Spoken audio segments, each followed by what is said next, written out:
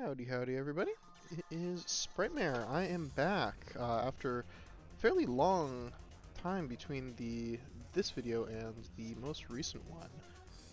And I'd like to apologize for that to some extent. I mean, I'm just doing these whenever I have the time, energy, motivation to do so. But it's been a little bit longer than I planned to take between videos and the like.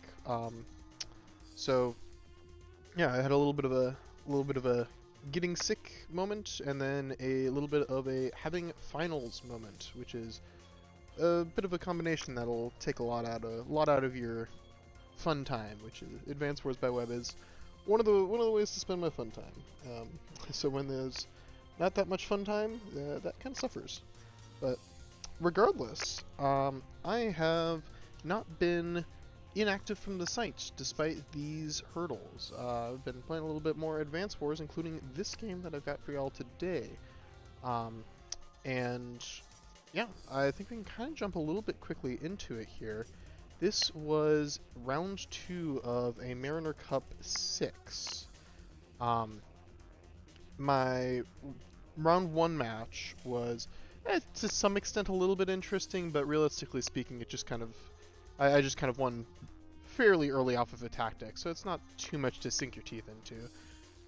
This round 2, though, I am up against Chloe Box, who is one of the best players on the site, but because she doesn't play that much Global League, her rating is not as high as her play strength would really represent, which leads to kind of a fun instance where I'm a fairly high seed of the tournament, but I'm getting matched against her round 2, and I'm like, what the heck? This is a very strong opponent. This is a little bit early for me to be fighting some of her caliber.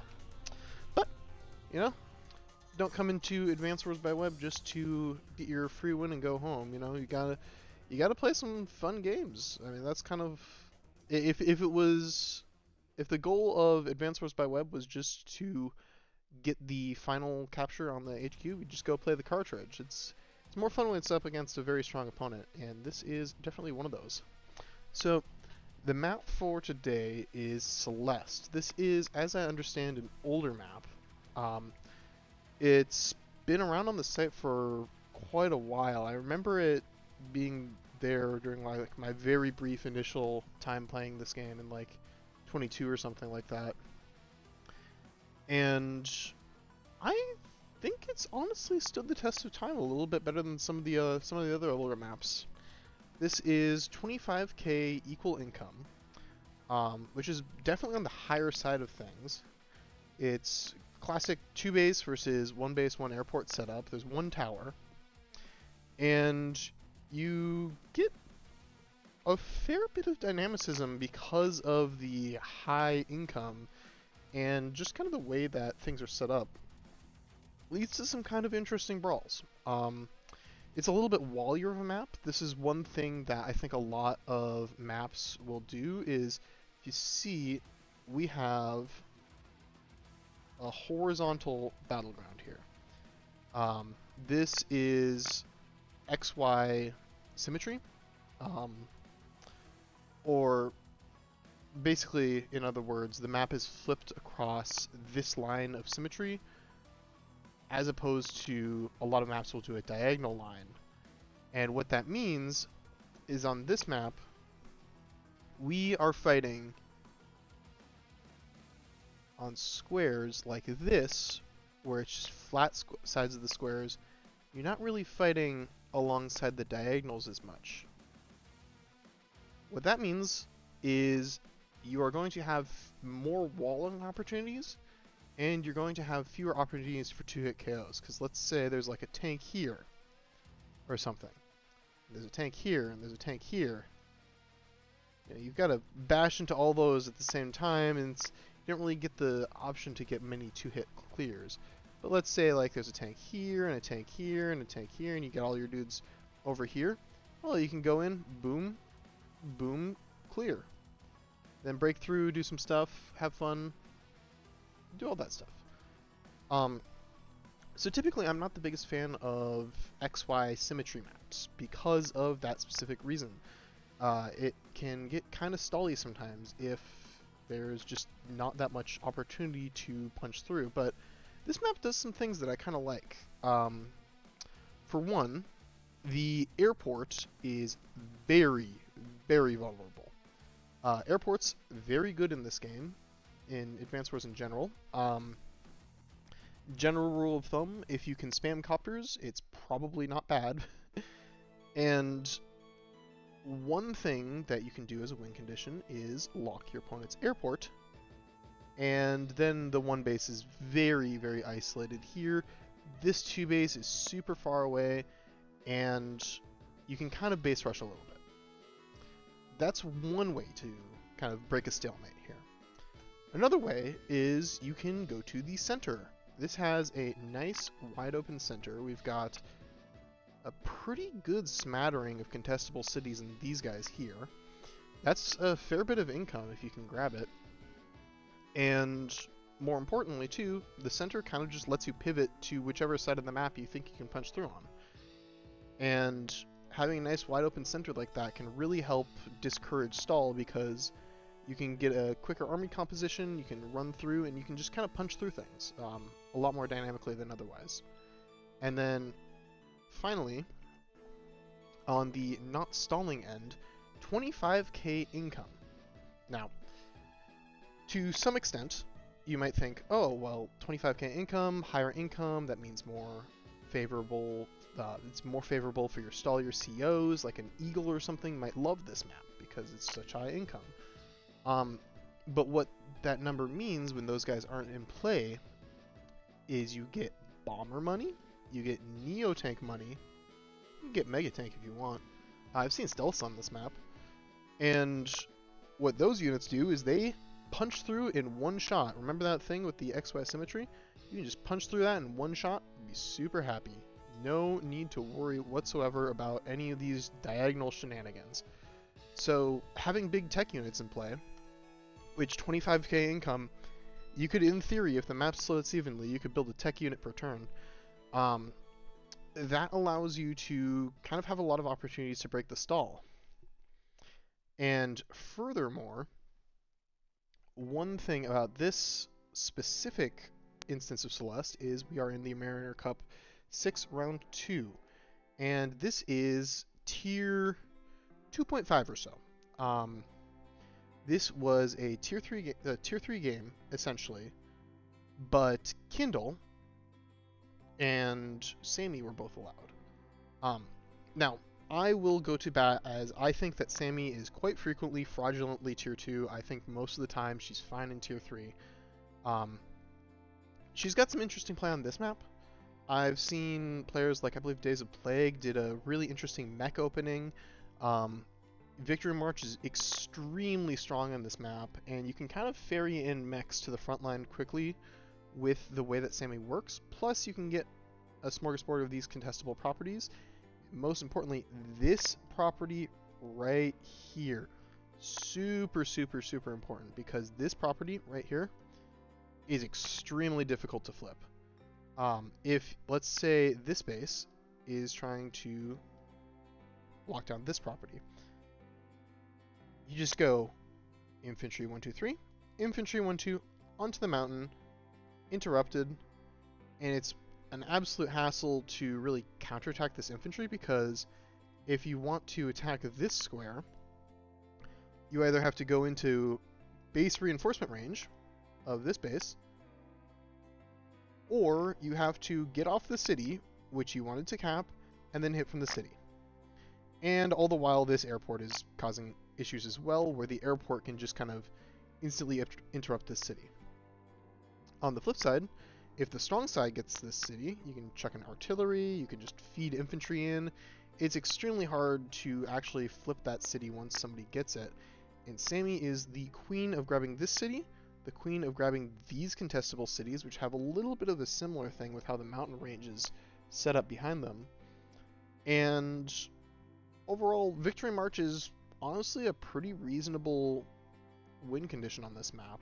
The HQ isn't super exposed per se, but it can be pretty difficult to contend with just like a large mass of mechs and tech units that Sammy can bring to the table. Drake, the argument is pretty simple. This is a 25k equal income map. That's a lot of global damage presses. Drake loves to press global damage a lot. So I've seen him get a little bit of play as well. I don't remember if Andy was actually allowed here. This is one of the few cases where it's tier 3 and Andy is not the best, because Andy, his natural predator is this lady right here, Kindle. Kindle eats Andy for breakfast because she gets to actually kill his units. And if Andy's units are dying, you know, congratulations, you have 6-star side slip. Or 5-star side, or however expensive. 6 stars for Andy's hyper repair. If all his stuff just dies because Kindle can just kill stuff because of the way her power works, she can clear units much better than the other folks in tier 3. I mean, you don't have anything to heal. And of note, Kindle on this map, let's say you get your full 25 cities. Oopsie. Okay, you get your comm tower, you get your 25 cities, increase that to 6. Wait, no, it's just 25. It's just 25. No, increase that to 26 because the comm tower counts as a city. I am so smart. I am extremely good at this game. Do not worry. This is totally the most informative thing that you'll ever see, ever. What you get is you get this right here. 96 to 106. Remember what I said about it being awkward to break through horizontal walling? If Kindle gets all her cities and splits the map evenly, which she should in theory be able to, she's the day-to-day CO against a lot of the competition, then she gets the ability to press the instant one-shot button. If she has 25k income, or heaven forbid more, 27, like look at that, that's 28 for guaranteed, but you're getting equal unit one-shots on planes. That is a huge threshold because it's a nightmare to wall that. You just cannot wall that.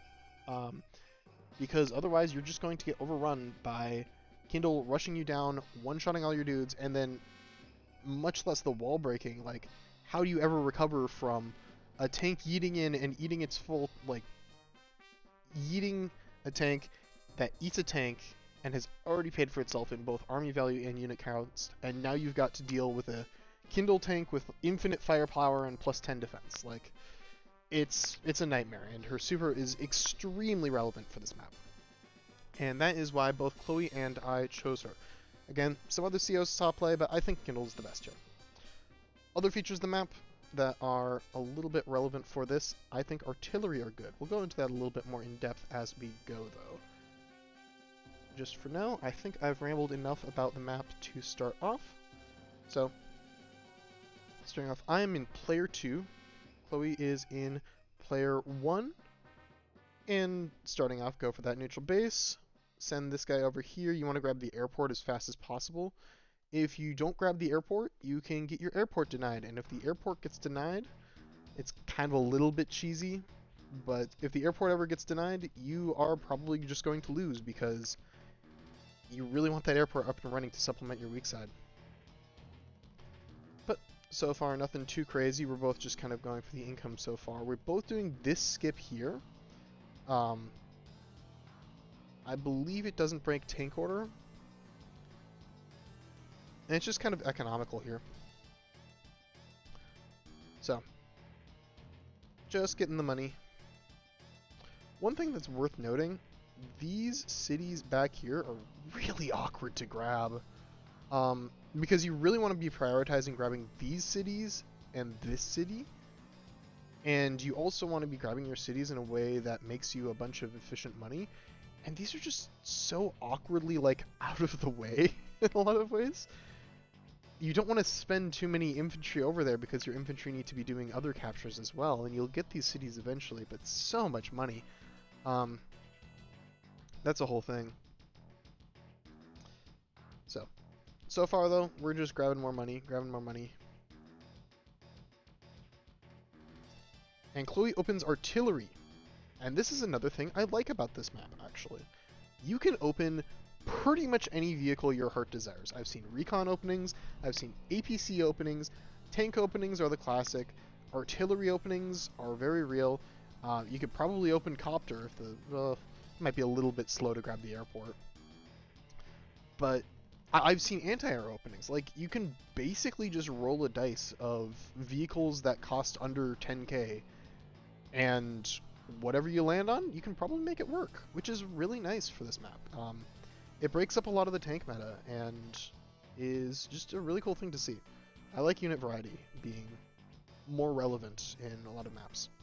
But what the artillery tells me is that Chloe wants the artillery either here or here. And what both these places do, both these are insanely effective places. The artillery here locks down this super duper contested property. Good luck contesting this with air that doesn't get blasted by your artillery, because it's all the way over there. And sure, it's a weak side artillery, but the mountain ranges are so nice that, like, when are you hitting this, you know? And in order to hit this artillery, you need to dive straight into base range, into the belly of the beast, and into airport range. And this airport is going to be very active in most games that you play on this map, because 25k income, copter's good. And then the other spot is, there is a really, really, really nice position right here. Actually, I'll just clear this. Right here. Because it locks down this city, and it locks down this city. And that's kind of amplified with Kindle as well, because with artillery, if you point an artillery at a Kindle city, it just says, okay, get off the city. And obviously Kindle wants to be on the cities. But artillery say, nope, get off the city. And then if the city is not getting occupied, and you are Kindle, who is pointing your artillery, you can get on the city and enjoy the extremely awesome 40% firepower. And then another thing about this spot as well, 1, 2, 3, 4, 5, 1, 2, 3, 4, 5, 6, to either of these squares. Any route to attack this artillery with a land vehicle puts you in base range. So it's just a really, really, really good spot. And it's very difficult to contest an artillery that gets set up either here or here. And there's just a lot that you can do with the artillery. So I like that move. But one thing that is really nice about this map, I can like a move and still want to do something else, because there is a lot of freedom in how you open on this map. Hallelujah, it is so nice not just optimizing tanks, which I actually, come to think of it, am just optimizing tanks a little bit here. But you know what? It gives options. So my thought process on this is I want to put a bunch of pressure in the middle, because I think that Chloe is going to be trying to go for this city early because she built early artillery. So I'm just going to see if I can get something started in the center. And yeah, that's more or less the end of that train of thought. And why this base here, I like pumping as many infantry on your weak base as possible, because those dudes get in very high demand eventually. And this is just the most centralized base. So, simple as.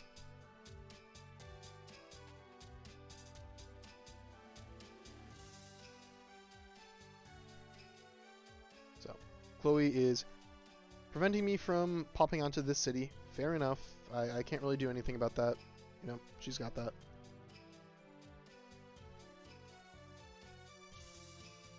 And just kind of does her caps and grabs a tank over here. Which makes sense, because, I mean, the one downside of having a tank out of this base is it slows down these awkward caps a little bit more, because I'd love to have an infantry here, but it is what it is. It's a little economically inefficient, but you know, I get to run at my opponent a little bit better, and sometimes that's what really counts. So, continuing the caps, just trying to grab what I can,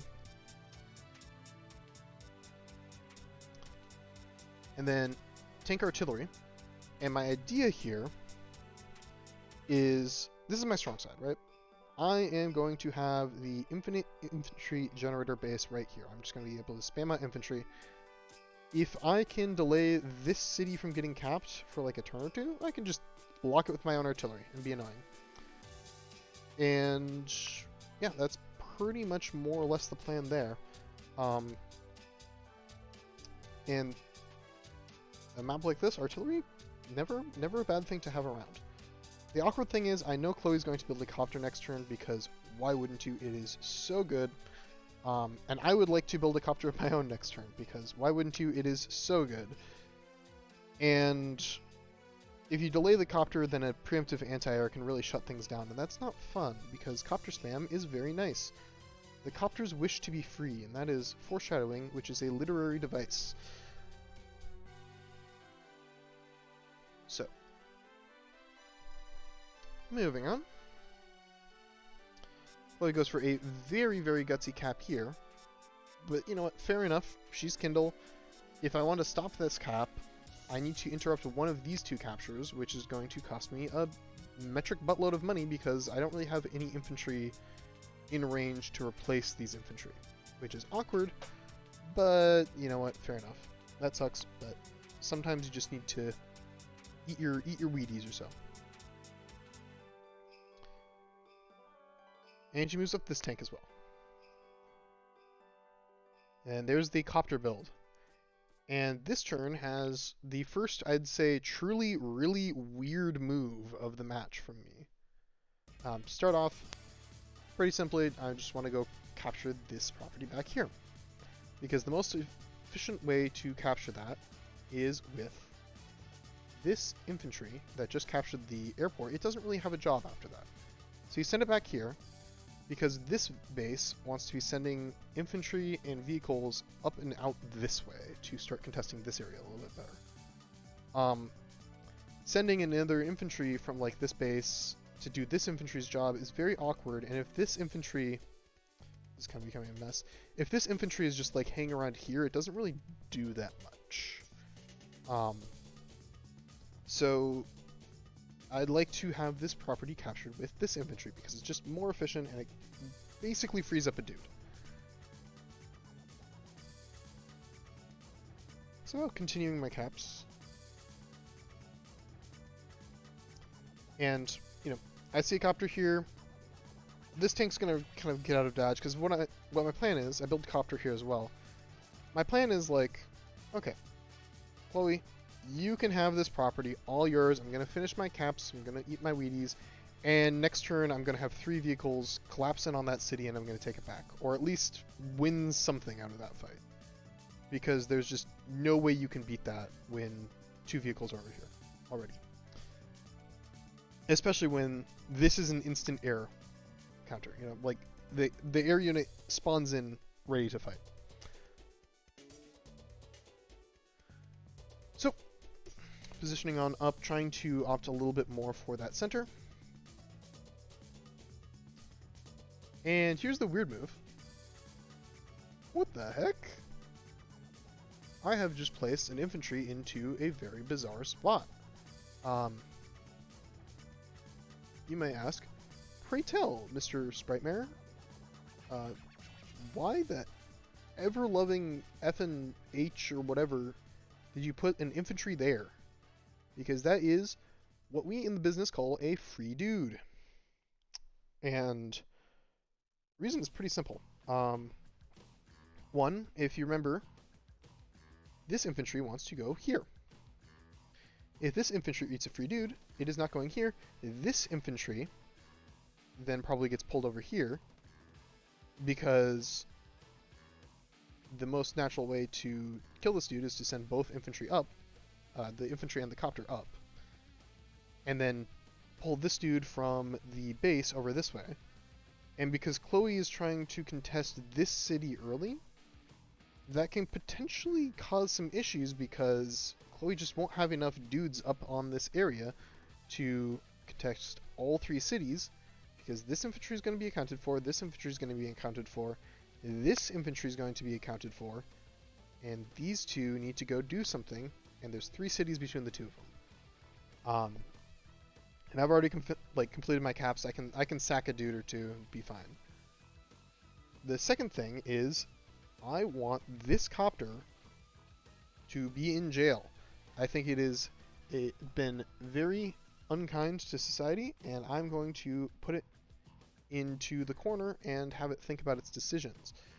Because the last thing that I want this copter to do is run 1, 2, 3, 4, 5, 6, and be free and graze in the wilderness lands, because that would be very unkind.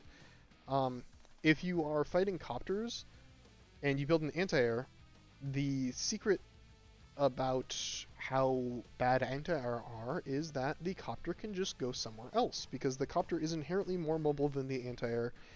And then if the copter goes and runs all the way over here, the anti-air either has to follow or continue to defend the airport, and it's a really awkward decision tree because you kind of end up wanting to build multiple anti-air, but you don't want to build anti-air too much because they lose to tanks, and anti-air basically just do one thing, and that's kill copters. They also break infantry walls, but that's more of a bonus, really.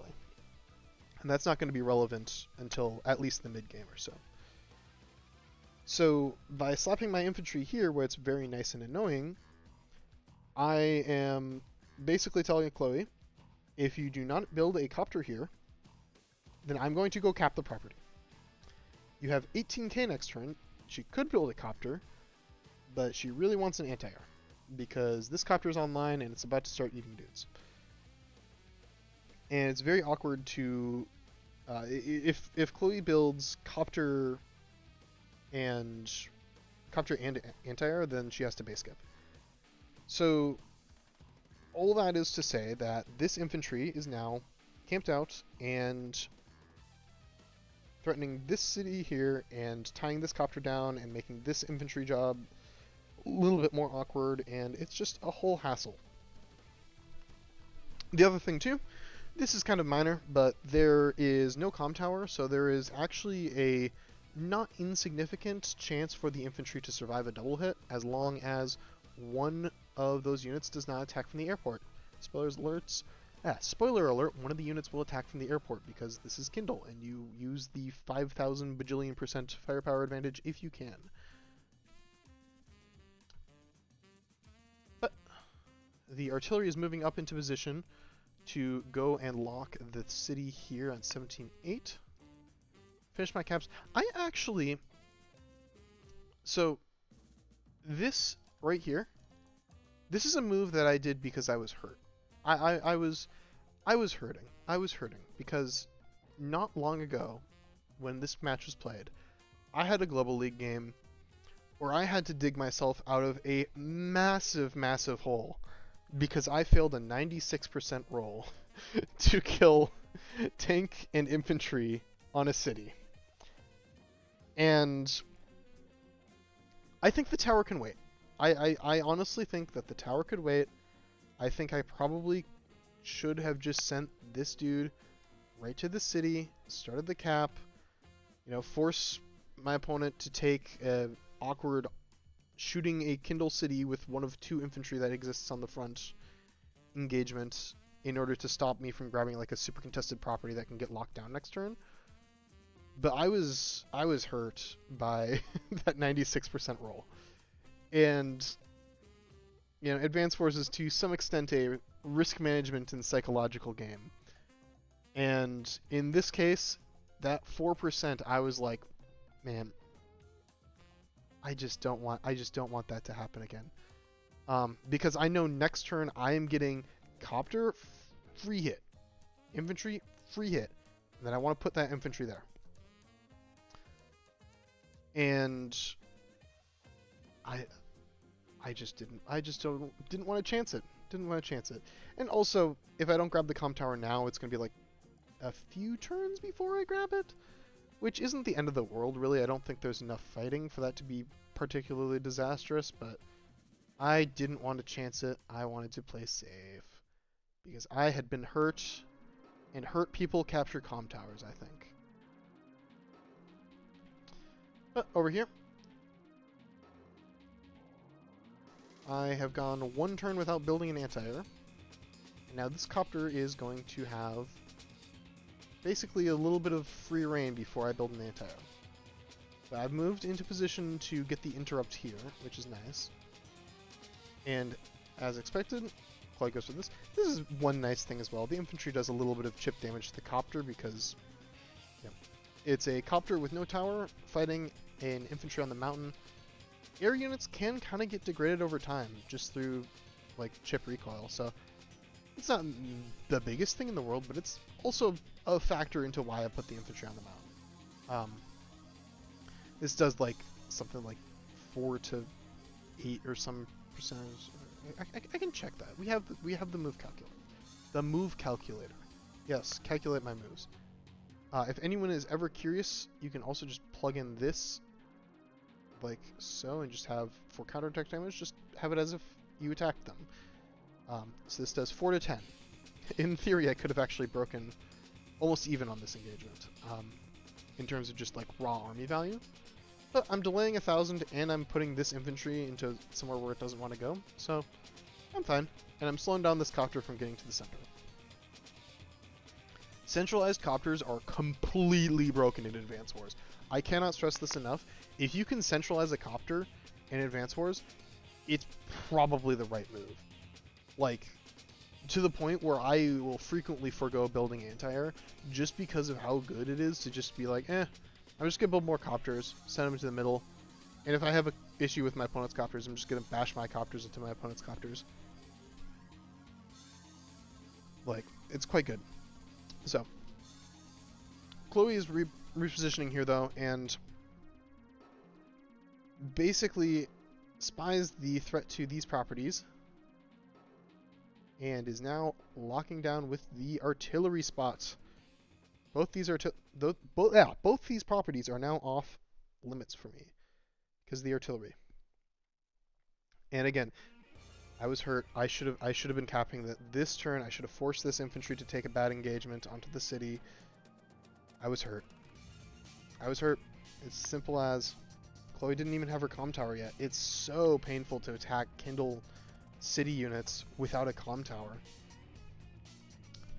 But sometimes, man, sometimes you're just like, 4%, I'm not risking it. Anyways.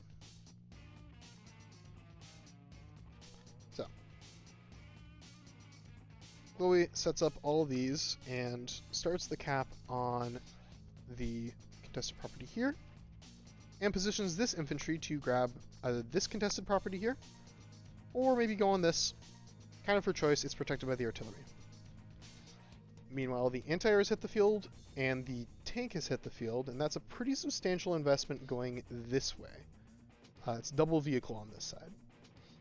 So now I'm like, okay, I think what Chloe wants to do is trade infantry for infantry on this city here, because the copter's getting a free shot. This just draws in an inevitable unit for the copter to shoot. And then just focus on overrunning my weak base, maybe grabbing this property, maybe grabbing this property. I don't have an artillery on the field in the awesome spot yet, so I can't really stop these caps the way that Chloe can. What I do have is this nice centralized tank positioning, where I have control of the center pivot point until these things get here. And my copter will be able to be faster to the center because it wasn't fed a free dude to, assuage its hunger. So, I get the nice economical version of this, where I get to send my other infantry forward to where it's useful. Then, I'm a greedy boy. I swing for the kill. I mean, there's no reason not to swing for the kill here. The copter can only eat one dude. So it might as well eat only one dude, and I might as well swing for the kill, or at least bring it down to 1. And I get lucky. I get the 3% roll, kill the infantry. It's not super wild, but it's pretty nice. And then, y'all know what time it is. Infantry spotted. And this is a very simple idea. I have this nice sensorized tank. My opponent has this infantry here. Outside of this infantry here, who's capping this? Who's capping this? This infantry wants to cap here. Like, this infantry wants to cap the tower and then go here. Or just go here straight off, and then have the other cap the tower. Like, I'm gonna eat an artillery shot, which sucks, but I can kill a free dude. Which, you know, a little bit funny considering that I gave up a free dude for, like, slight positioning of this copter and, you know, 4% chip damage and delaying an infantry move. But you know what? We take and give free dudes, and as they flow like water. Sometimes they flow like water. So the way I can eat a free dude here, and by free I mean costs half a tank in health, is by shooting this guy here and then capping in the artillery's face. Now there is a choice here. Chloe can choose to either shoot the capping infantry or shoot the tank. And if she shoots the tank and doesn't sacrifice this dude here, I get the city free and clear. And at that point, like, congratulations, you're locking down a city that I own. I've got an artillery in range, I can probably just lock it down myself. And there's not much point to this artillery if this city gets capped. And it's a catch-22 because if this infantry gets killed, which it needs to in order to stop this cap and hit the tank, one, you still need something to deal with the tank, or to deal with the remaining health on the infantry, and two, there's not really any infantry in the immediate area for the tank. So we're chilling. And three, as well, this map can stall a little bit. I don't think it's too bad for stall. And honestly, sometimes a little bit of a defensive play on a map is not half bad. But having low health tanks in your pocket, worth considering, honestly. Like, you can sack in like those little 5 HP, 4 HP dudes. Like, sometimes I'll take an engagement just to generate one of those if I think the game is stalling or is going to stall. So I build the anti-air here out of the central base, because I am trying to cut off this copter's access to the center at all costs. I do not want this copter running havoc in the center. I want to be the only one with copters in the center because it's awesome. Centralized copters make me happy. Then I'm going to yoink my dude here, cap here, build another copter, and I actually build an infantry here. In retrospect, I'm not sure I should have built copter. In retrospect, I might have wanted to build tank, because... Oh, no. Is that this turn? No, that's not this turn. Or maybe it is. I don't know. We're gonna find out. Centralize everything. When in doubt, just move it as far forward as possible that you can safely do. Which is what I do. So, first of all, Chloe caps her tower.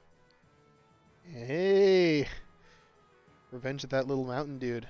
This mountain dude's brought it to 9, and you know, once they start hitting for 9, they start taking more and more counterattack damage. You lose out on some of those city clear 2-hit KOs. Looking nice, looking nice. This is kind of what I'm saying with this infantry. Like, the only thing this infantry can really do is threaten a city in base reinforcement range of the 2 base. There's not much that it can productively do there. You'd much rather have this guy be over here where you can, like, actually win cities. Like, even if you take this city somehow, you are never in a million years holding it, because there's just too much stuff being, like, getting produced this way. And it's too hard to get infantry out there. It's just too far. Meanwhile, this is like the infinite infantry generation base. It's going to be building infantry like every turn. So, let's see here. Tweak the drawing thing here. And then Chloe goes for this hit here. This is why I think I probably should have built tank last turn. Is because this is a clever move. And why is it clever? because Chloe's playing Kindle and recognizes rightly that, well, this is in tank range, or tank reinforcement range. If we do 1, 2, 3, 4, 5, 6, that's one reason I was, so confident putting my dude on the city. If I have to start a fight there, this city right here is a little bastard and can really mess with what I want to do, because, tank reinforcement range doesn't matter as much if your tanks are getting kablamoed by tanks that are Kindle city tanks while you're using plains tanks. That's just not very pleasant. And to make matters worse, I cannot put anything that is durable enough to stop a one-shot onto this city to prevent that from happening so I can actually hit with the tank. That's awkward. That's quite bad, and I think that it is a good punish of a bit of overconfidence, perhaps, on my part in trying to squeeze out a second copter. Now, I want to build as many copters as I can before the airport gets locked. This is true.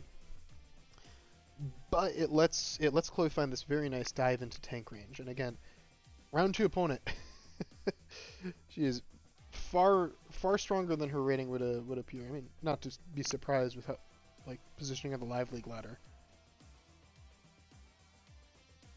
And gets the nice city shot. It's not too crazy because it's onto a mountain, but still nice. And shoots this guy down to 5, which hurts. And there's the trade there.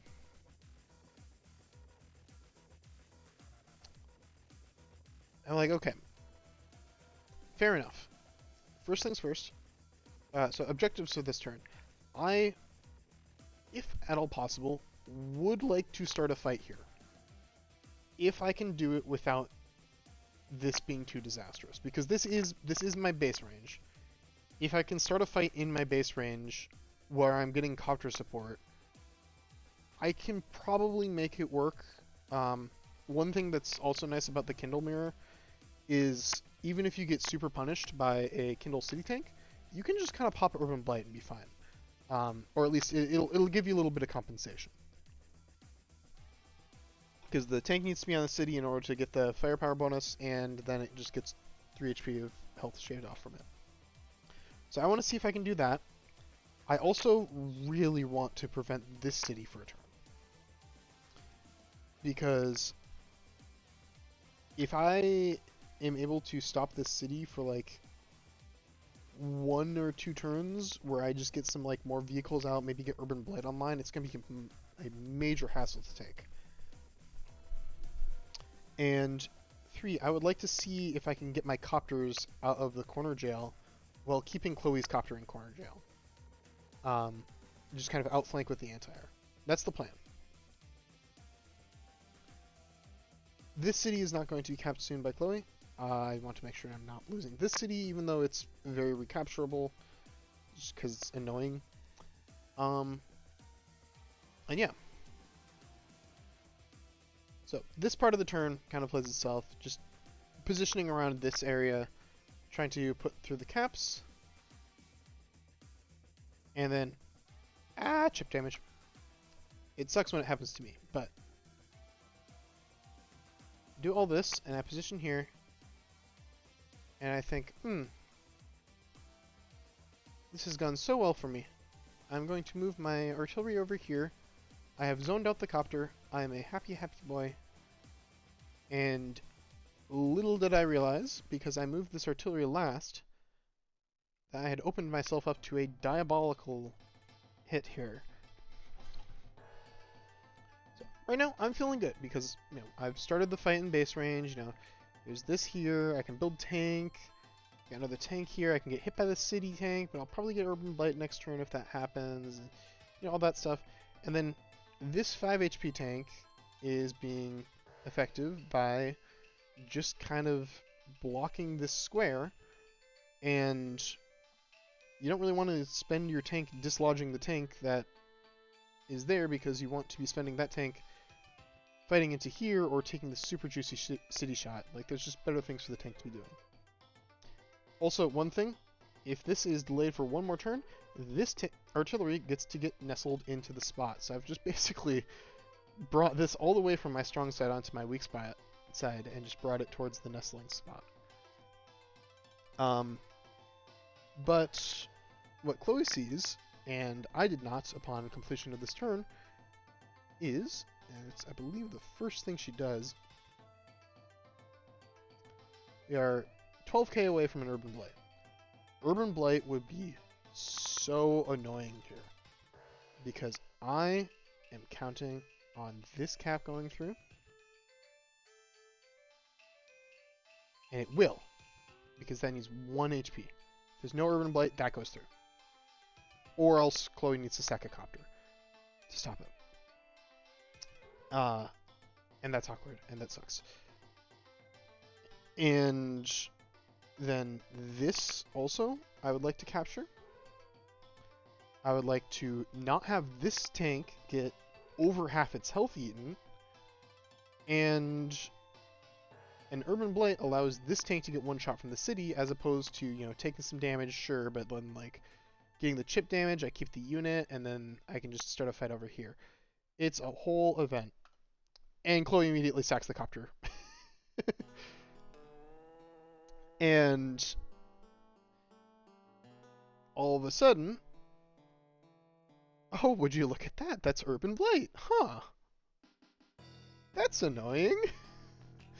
That's saddening for me. I wanted my income lead. I was gonna be so happy. I was gonna squirrel away, you know, my little artillery over here, lock down this city, have this cap, and then squirrel away my little income lead and play to day limit. You know, like at that point, it's her problem. What needs to happen? Like she needs to make something happen.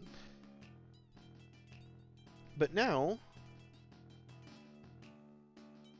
hey, where'd my tank go? Hey, where'd my infantry go? Hey, where'd my tank go?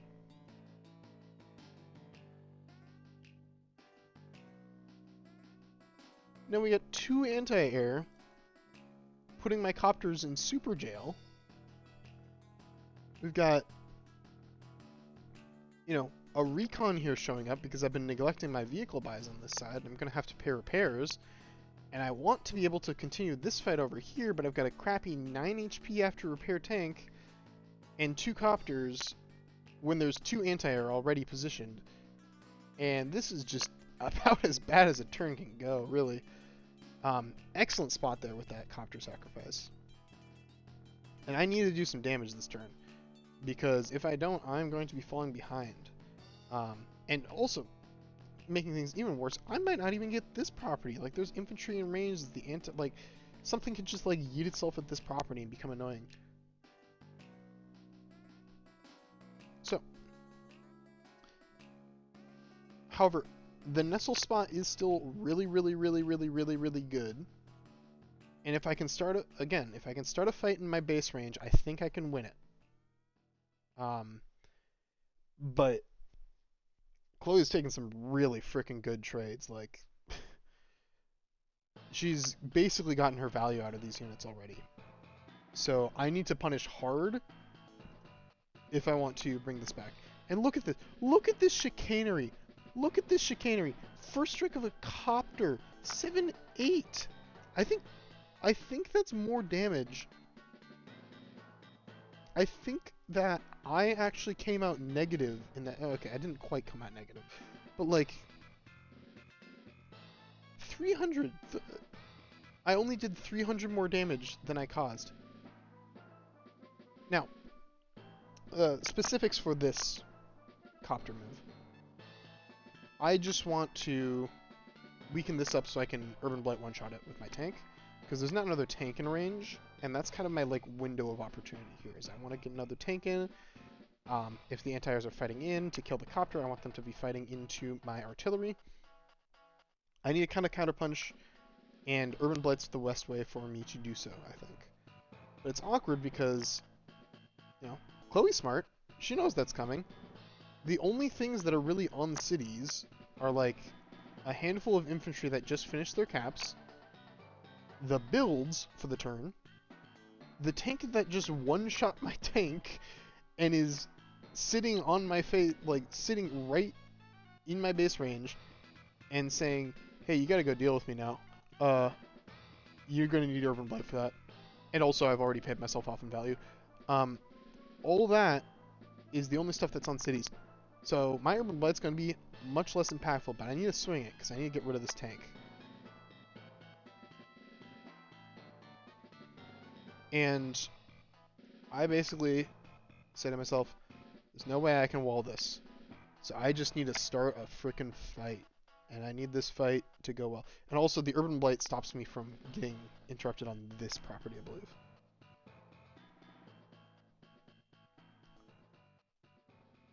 And I don't even kill that guy. 9 HP copters, man. They kind of suck. There's a reason Andy's copters are so good, and that's because they're like never at 9 HP. They're never at any lower HP. And then I just sack my dude here because I'm like, I don't want this city getting taken. And I'm just gonna swing to overload here. You're gonna need to take some awkward engagements here. This is your pick 2. I calculated this out with the way that the army is set up. I get this property guaranteed in 2 turns, unless this artillery moves in which case, okay, yay, I get one of these properties instead. And I really considered just like yeeting this anti-air in. I was so tempted. This hit here to kill this infantry doesn't quite kill if I remember correctly. It's off the top of my head, just spitballing. But I was so tempted because that basically guarantees I get 2 properties. Or no, it doesn't guarantee I get 2 properties. It's just the math is a little bit better. But I'm also sacrificing an 8 HP anti-air when the airport is right there, and I wouldn't be getting charged for it, so it would be a bad move. So instead, I am a good boy. I go and heal my anti-air like a reasonable player would do, and it goes back home to its family. So first things first, Chloe's gonna intercopter. This is nice for a variety of reasons. One of the reasons being I don't get any charge for that copter kill. Chloe's going to get charged for the kill on the anti-air. So there's just a little bit of a charge differential here. The artillery's got to pick one. Picks this here. Because the tank is going to swing on that. And all that comes up and builds a neo-tank. That's awkward. I don't even have... I'm just now getting a tank to this front, you know? But there's not really any healthy infantry in range, and one thing that Kindle does phenomenally is just, like, become the instantly make all your infantry unhealthy seal. Retreat's over here, though. She's just grabbing her copter and not getting greedy. Makes sense. I mean, if you're ending your turn at 80,000 to 56,000, you're feeling good. Now, I've got the unit count because I love killing dudes, even at the cost of army value, maybe even to a fault, but I am definitely not advantaged in this game right now. I'd say that Urban Blight turn really hurt, and I was forced to do my Urban Blight to actually kill the tank and not like just straight up lose in base range, and that was an expected Urban Blight, which sucks. So nevertheless, we persist. It's not super devastating. I can kill some free dudes, like Neo Tank or not. Like, it doesn't matter if this is a Neo Tank, a Recon, like, say I can just kill infantry in front of it, you know. Neo Tanks can't capture cities, and I'm combining here. There's two roles to this combine. 1 helps get the city. 2 gives me 700 extra Advance Wars Smackarunos. And I cannot afford a Neo without base skipping unless I combine. So we are combining.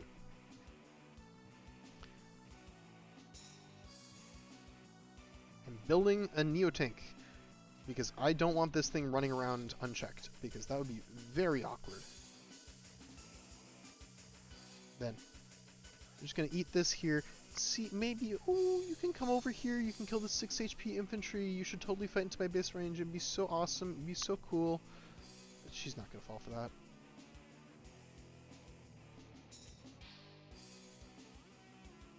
This artillery is just such a strong position. But yeah, so I'm ending my turn slightly ahead on unit value. My unit count's looking pretty good, but it's about to look a lot worse because all this is getting eaten. Finishes off that. Doesn't even bother because this is going through. Just eats a bajillion infantry. And all of a sudden my unit count isn't looking as good anymore. Unlocks the airport with this 9 HP and builds a copter, which, okay, I've already got an anti-air in position, so it's not the end of the world, but I'd still have liked to stop that from building copters. And then just largely repositioning, just kind of falling back there. Makes sense, all her fighting units are over here. And now it's my problem to figure out what's going on here. So first things first, I want that city. I've got an artillery, I've got some infantry. I can make that city happen, or at least force some free dudes to be paid in order to defend it. And I know that Chloe wants to interrupt that from here because when Urban Blight gets flinging, it becomes really annoying to capture cities. So I build this copter as well, just to basically have another instant dude. Like, this is instantly effective here, and this anti-air is running to try to collect this copter here. And then this right here is very sneaky. I'm setting up for Urban Blight next turn. I delay this for 1 turn. I did the math. These 6 HPs attacking into this after an Urban Blight will actually clear it. And not give her the property. And then all again, where are the infantry? I seem to have eaten all the infantry. I am not giving enough options for sacrifices for an Urban Blight. Without just like her entire army dying there, so I'm okay putting my Neo in the city here.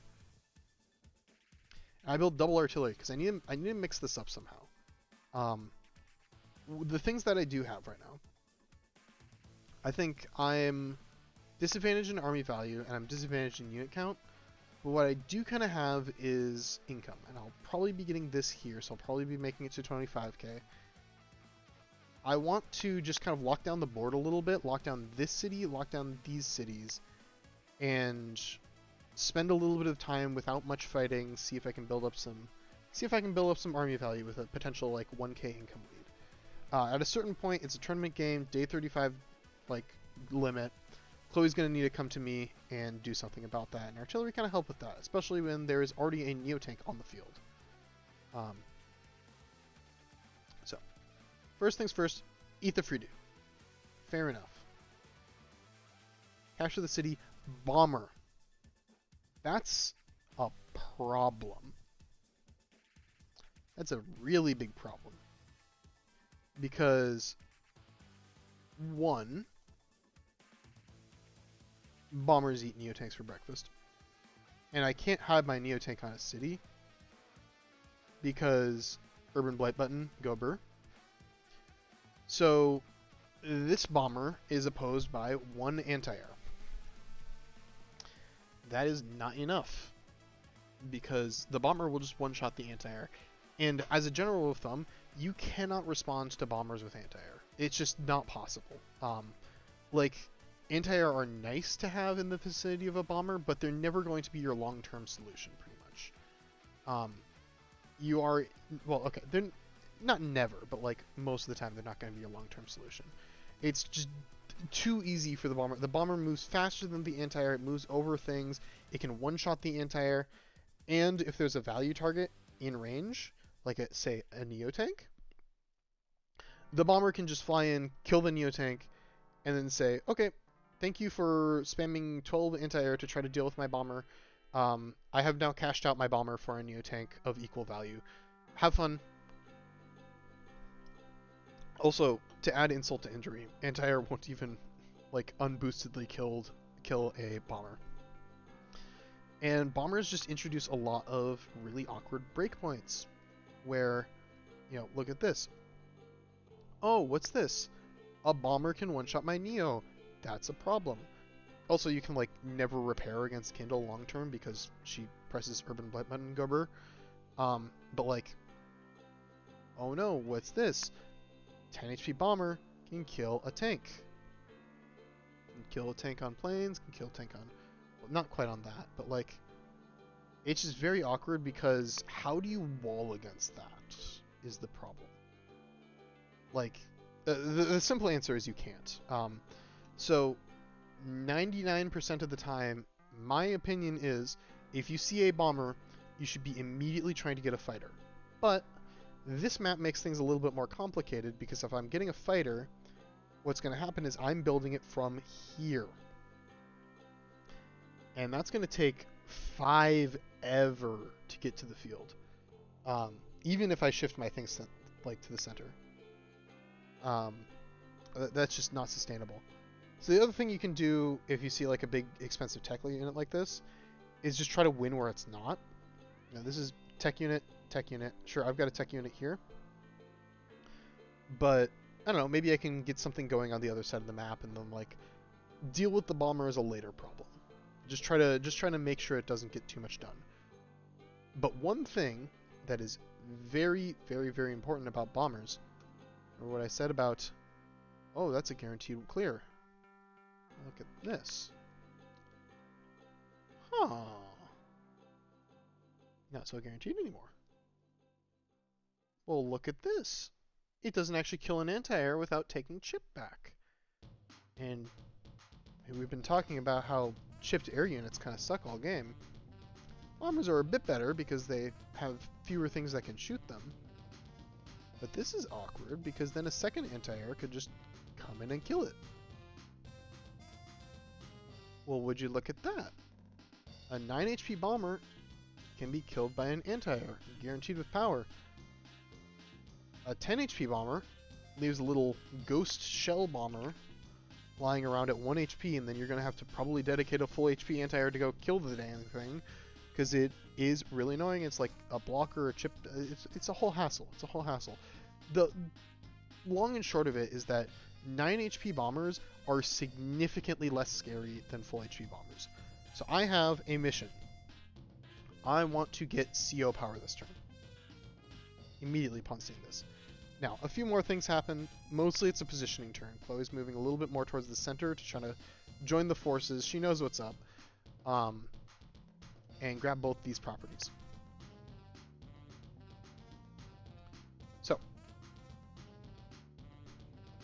9 HP bomber, much less scary than full HP bomber. Furthermore, I want to kill this copter. But I cannot kill this copter with this anti-air without getting nuked by a bomber, and I can't protect the anti-air like that. Or nuked by the Neo, or if I use the anti-air to kill this, it is sad. And if I use the copter, then this anti-air can defend. So I also really, really, really, really, really, really want Urban Blight this turn, because that stops this cap. And if this cap gets stopped, it's not happening. I just don't think I'm going to ever let it happen if it gets stopped now. And Urban Blight lets these two infantry yeet in, die, and kill that dude. And also makes stopping that cap a little bit less of a hassle. So, I mean, one thing as well, Chloe, again, very good player, has positioned, just in case, you know, all her units are off cities that don't need to be on cities, more or less, except for, like, this infantry's, like, healing up, and, like, this infantry's, like, slightly misplaced, if anything. And, you know, this recon is occupying the city. That's a valuable role against Kindle.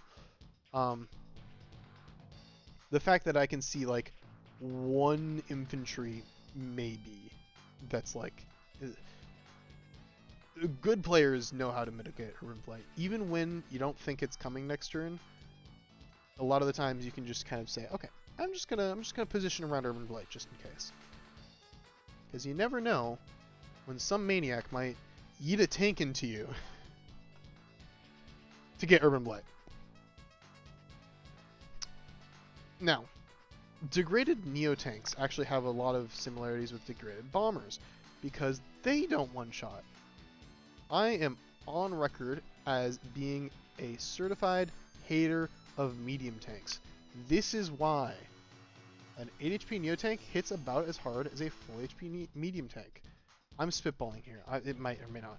About as hard. Yeah, look at that. Look at that. I was talking out of my ass, I'm not gonna lie.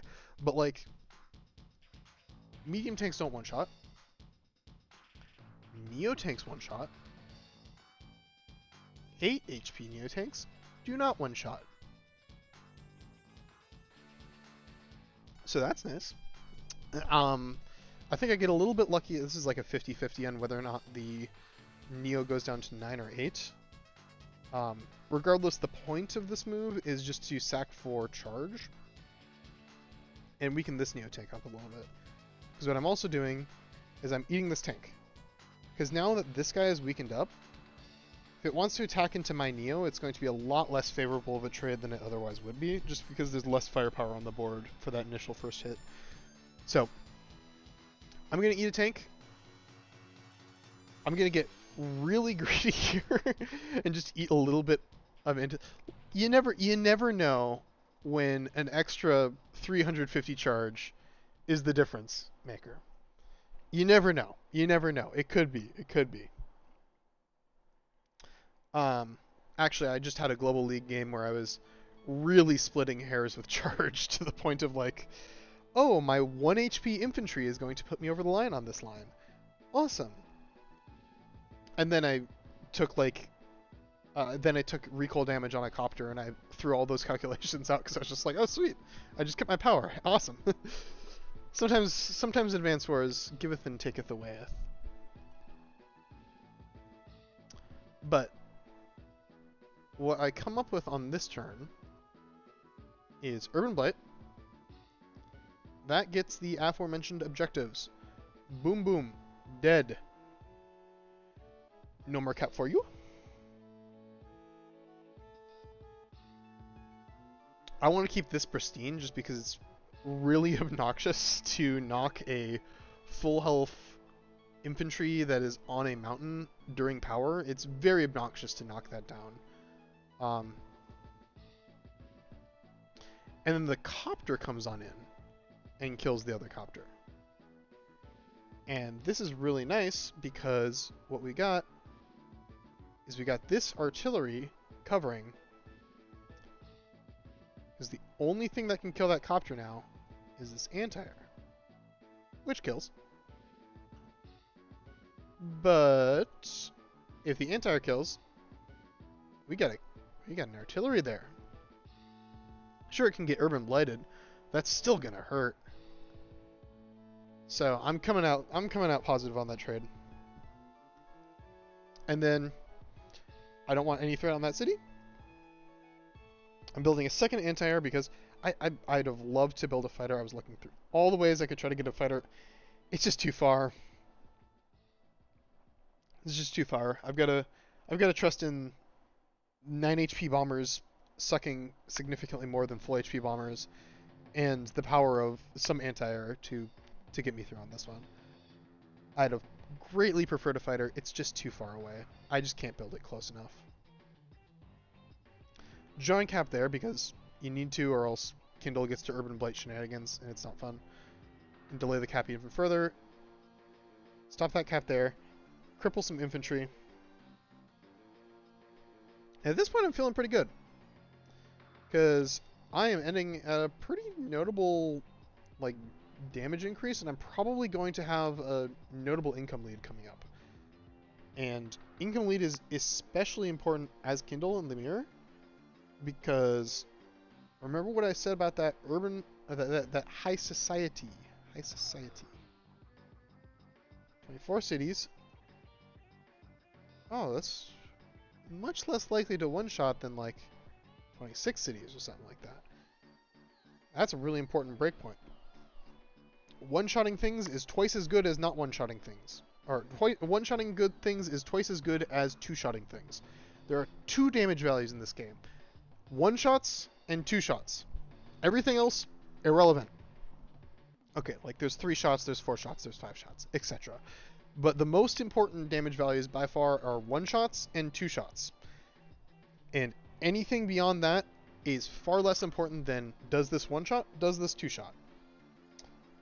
And one-shotting things is the gold standard if you can do it with equal units. So, Chloe, much to my chagrin here, does not pop Urban Blight. Because we both know at this point, that was a pretty good swing in my favor. But Chloe's got a lot of activity. She's got this bomber. She's got a lot of tanks coming on in. There's a path back in this game through high society. And sure, it's nerfed because Chloe's not going to have too many cities, but it's still scary. I've got artillery, for example. Those are vulnerable. I've got anti-air. Those are vulnerable. If you're one-shotting an anti-air with a tank, I mean, you don't need the full 26. You could do that with 23. You could do that with 22 cities at high society. It is a scary swing. So I need to watch out for that. Look at that. Boom. 4 damage on my dude, 3 damage on hers. Very nice. That little 2 HP bastard. Fair enough. I got lucky with the 2. With the 2 damage on the Neo. That allowed me to be a little bit more bold on this turn than I might have otherwise been. But still. My dude. So Chloe eats some more dudes. The bomber is loose. The bomber is loose. The moose is loose. And walls up a little bit here. And lets me have this city, which, well, it's unavoidable. That city was going through. But now, I'm looking good in army value. Like, I'm starting my turn only 5k-ish down in army value. I'm going to have the income lead. I'm looking pretty bad in unit count. And I'm really, really, really far behind in charge. So, this is something with charge. This is maybe going to over-explain the turn that I do, because it's maybe a little bit simpler than one might otherwise go into depth on. But if your opponent is at nearly full charge, you just beat the snot out of them. You hit them as hard as you can that turn, because the charge is going to convert their army into a better army for a turn. So, or it's going to directly convert your army into a worse army like when it's used. So, the more you can trade and the more you can beat the snot out of your opponent right before their superpower, the better, because that's just more opportunity for you to not, to 1, equalize the charge, 2, I mean, it's going to be worse engagements when they pop their power. That's what power does. The power makes the engagements better. So hit them before the engagements get good for them, is basically what I'm saying. All that is to say, there is a fatal flaw in this position, and we are going to exploit it. One shot. Awesome. We love this. And this, I believe, is a very favorable roll. It's not guaranteed, but it's very favorable. And that right there, I don't have enough for an Urban Blight. There's no way I can sack 37,000 or 30,000 of my 94,000 army to get Urban Blight. But I don't have to, because this is about an 86% chance to 3-hit kill. And the only thing less scary than a 9 HP bomber is a 1 HP bomber. That's all counting for charge. Chloe's overcharged to all wazoo. And these guys can die happy. This Neotank's paid its value. This anti-air's paid its value. These guys can die happy. Chloe's got to spend some of her charge turn, some of her super turn, cleaning up the dudes who already got their use, which is a beautiful feeling. And I know it's high society. It's not Urban Blight. You're high societying here. Chloe needs something wild to get herself back in the game, and Urban Blight just is not wild enough. So I'm okay putting myself on cities, because I know it's not going to be an Urban Blight coming. Build another Neo, because this one's gonzo.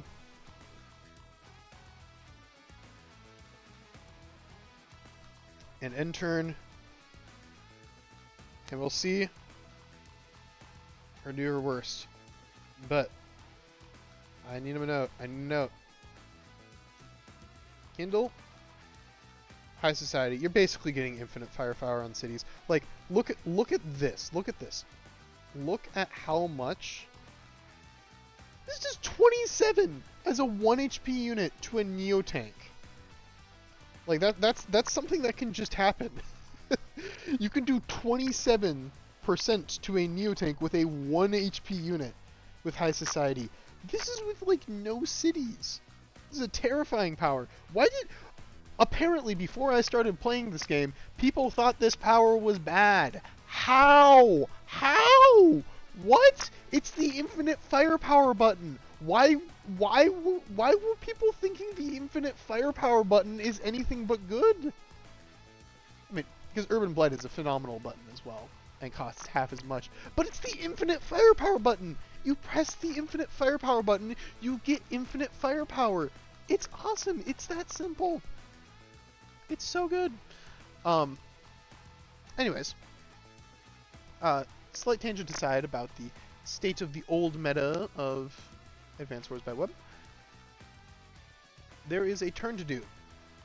So first things first, let's just look at some of these damage values. Again, this is a weak high society because you really want that like sweet 26 or so cities. But like look at that. Look at these numbers. Boom.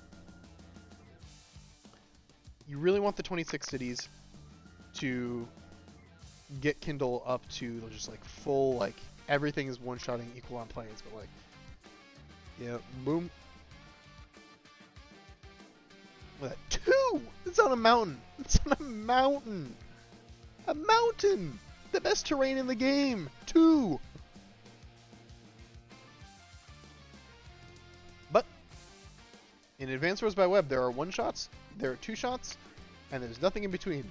Because, funnily enough, despite the absolutely ludicrous firepower bonus, it's just completely irrelevant. This is a 2-shot anyways. The only thing that's really changing is, oh no, the copter has taken like slightly less chip. Just for our entertainment. How much are we doing here? Oh, a casual, yes. A casual 175 to 184% on an equal unit. Yes. Yes, I see, Kindle. Yes. The infinite firepower button might bring a lot of firepower to the table. Look, not even on the city, it's taking 2 HP on a Neo tank. That's a 1-shot. I knew that artillery could die, but I was just like, okay. We're putting that next to a city, anything that 1-shots that artillery. Look at it, brings it to 2 as a 5 HP unit. Brings it to 1! That's actually like a totally... In a sea of like ridiculous high society rolls, this is just like normal. That's just like what tanks do to 4 HP Neo tanks. Like... she got pretty unlucky here, I'm not gonna lie. But it doesn't really matter at this point. Because... upon seeing the damages, that was the big charge advantage turn, right? And at the end of the day, if you're ending your big charge advantage turn only ahead 2,000 in army value, now granted the unit count is pretty bad for me here actually, but a lot of these units are just slop lying around and it's really hard to get something started with the units that are around. Especially because Urban Blight is such a good, like, just spray bottle if your opponent tries to, like, play the game. Just go, tss, tss. Nope, no capturing properties. Tss, tss. Nope, no moving forward. Tss, tss. No taking positions. It's a phenomenal button. Because of that, I mean, it's just not enough damage, and Chloe resigns. So, yeah, that is maybe the most stressful round 2 I've ever had of a tournament. Actually, that might be a lie, if you count other games. But it's definitely up there. And I am happy to have made it past Chloe because that is not by any means a given. So yeah, good damage all around. A very well played game, and I hope that this was both entertaining. I hope that this was informative, and you know, I managed to talk for 1 hour and 20 minutes about a 15 move game, which, you know what? We take those, but that's what you're here for, you know? That's what you're here for. That's what's fun. That's what's fun. At the end of the game, at the end of the game, at the end of the day, this is all for fun. Nobody's getting rich off advanced wars. Nobody's, you know, getting a freaking house or like a sponsorship deal. We're just in this to have fun with a silly little strategy game from way back when, and it's a good time. So, if you made it to this point, I don't know, comment your favorite ridiculous damage like calculation that can happen that doesn't involve Colin, because that's cheating and doesn't go above like a reasonable number of cities for Kindle, because that's also kind of cheating. We know that Colin 1 HP recons can one shot with power of money if you get enough money in the bank. But yeah, I don't know. Comment that. That's the YouTuber thing, right? We're doing YouTube now. Mr. Beast! Anyways, thanks. See ya.